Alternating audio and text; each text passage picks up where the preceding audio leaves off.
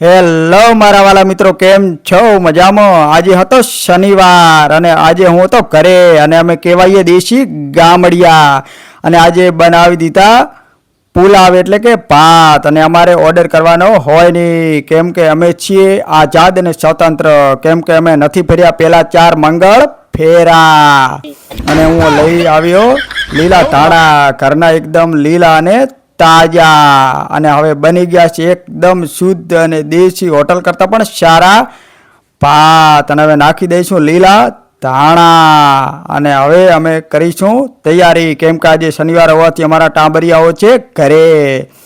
અને હવે અમે તૈયાર કરી દીધી છે ખાવાની અને હવે બોલાવીશું અમે સાથે મળીને બાકા ચીકી. જો અમારા ટાબરિયા બેસી ગયા છે ખાવા માટે.